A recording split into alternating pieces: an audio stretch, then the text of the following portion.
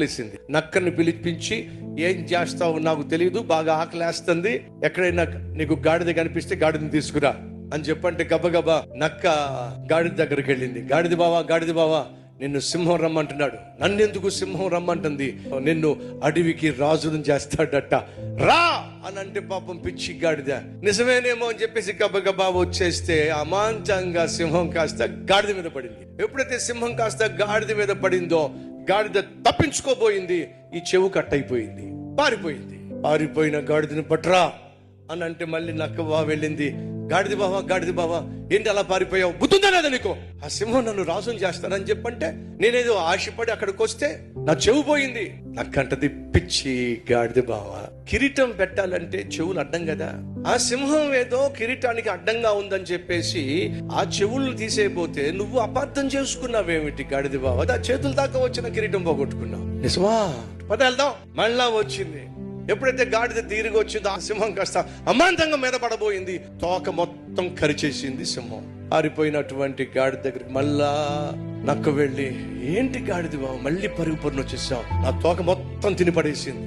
నీకు అర్థం కావట్లా, సింహాసనం మీద కూర్చోవాలంటే తోక మీద కూర్చుంటావా? ఆ తోక కట్ చేస్తేనే కదా సింహాసనం మీద ప్రశాంతంగా కూర్చోగలిగింది. నిజమే కదా. మళ్ళా గాడిద వెళ్ళిందండి. ఒక్క దెబ్బతో గాడిదను సింహం చంపేసింది. సింహం చెప్పింది, నక్కవా, ఆ గాడిదలో ఉన్నటువంటి గుండె, ఆ గాడిదలో ఉన్నటువంటి లివరు, ఆ గాడిదలో ఉన్నటువంటి కిడ్నీ, ఆ గాడిదలో ఉన్నటువంటి బ్రెయిన్ వేరు చేసిన దగ్గర పట్రా. ఇప్పుడు నక్క బ్రెయిన్ మాత్రం తినేసింది. ఇప్పుడు చక్కగా తీసుకొచ్చి తన ముందు అన్ని పెట్టింది. నక్క, బ్రెయిన్ కనపట్టలేదేంటి?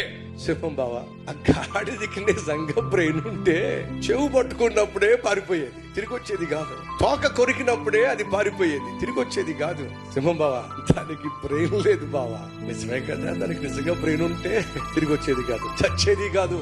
సహోదరులు జాగ్రత్తగా వినండి. మన ఆధ్యాత్మిక జీవితంలో అనవసరమైన ఆశలు పెట్టుకోకండి.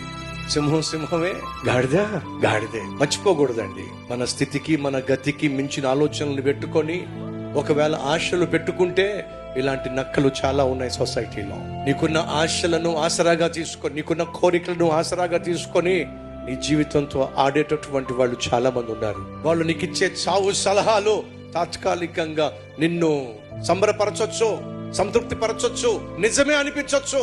గొంతెమ్మ కోరికల వల్ల, ధనాపేక్ష వల్ల నువ్వు కలిగి ఉన్న విలువైనటువంటి ఆత్మీయతను, రక్షణను, సాక్ష్యమును, సేవను, దేవునికి ఇచ్చిన కుటుంబాన్ని, బిడ్డలను చేతులారా పాడు చేసుకోమారు.